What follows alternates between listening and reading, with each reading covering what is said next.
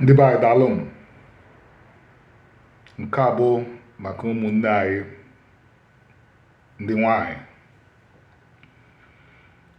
Ọ foonu m kpọtere m n'ụtụtụ a, ozi na-abụ ife ndị oyibo na-akpọ meseji batara na ya.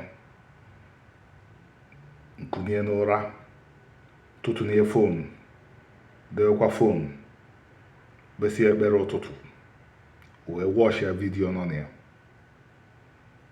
Ọ rụkwa m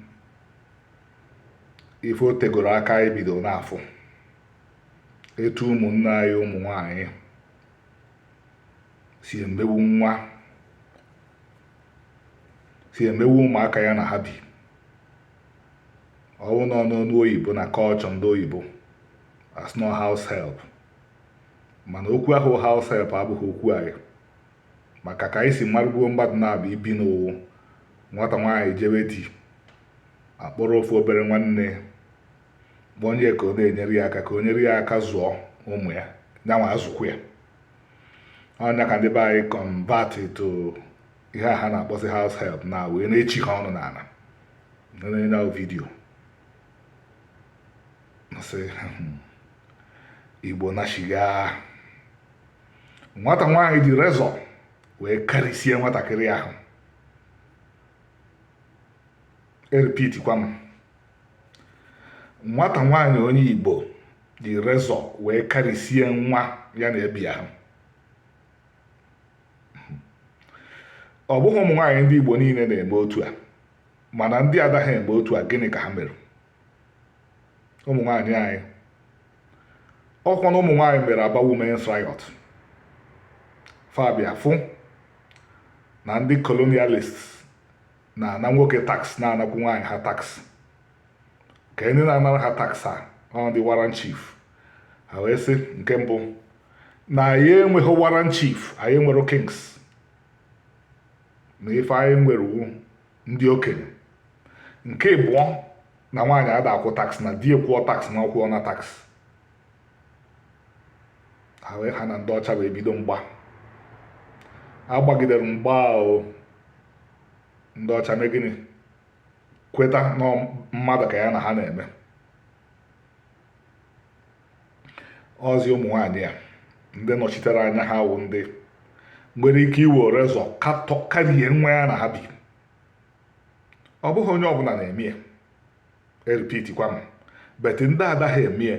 Kee kampen ha na-eweji against ụmụ nwaanyị ibe ha. Achọbeghị m itinye ọnụ na anyị nwawa ụmụ nwoke, mana ọ bụrụkwa na anyị ma eme o, mana nke awa ọgụ ụmụ nwaanyị ya elid. Nke awa ọgụ gịnị? Ụmụ nwaanyị ya elid, anyị nwawa nwoke esozie ha n'azụ. Maka obodo ya emebi nwaanyị ya emebie, ọ ya adịkwanụ ma nwaanyị ya edozie. Nya ụmụ nwaanyị Igbo, ayọzie m ụnụ, dụọ n'onwe ụnụ, dụọ ụmụ nwaanyị ibe ụnụ ọdụ. Ị nọ na Amerịka o, ị nọ na Canada o, ị nọ na UK o, ị ya anọkwa n'ụwa akarịa ego with rezọ, ma ọ nwaghị ya anọ ụwa akarịa ego with rezọ. Na ife abụọ dị sọsọ ndị nọ na Naịjirịa na ala Igbo ka ọ gbasara onye Igbo ọbụla. Anyị nwawa ụmụ nwoke, anyị etetazie n'ụra. Ụmụ nwaanyị anyị ghọrọ ụtụ banye ọfịa, maka na ụmụ nwoke ghọkwuru ụtụ mee gịnị? Banye ọfịa. A sị akwụ m na mba ndị ọzọ adaghị eme even worse, mana ya esigbo etu ya eme. Oke sorokwanụ ngwere daa mmiri, ọkụ oke ọ ya akọdụ ngwere. Maka mmadụ nwere ndị ya amalite na-asị na ndị ọzọ na-emeche, ndị ọzọ na-eprodusu Nigerian president, iprodusuru. Ndị ọzọ na-eproduce Chief Justice of Nigeria, ndị Igbo produce uru.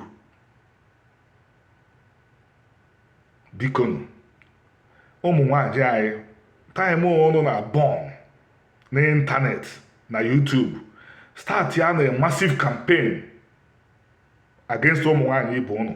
Ha emewuzina nwa akpọnyere ha akpọnye, ha emewuzina ha. Ya wụrụ campaign ọnụ ya wage consistently. Ọ bụrụ ife nwere isi, ụnụ ncha ya amapụtasịa. Daalụ m.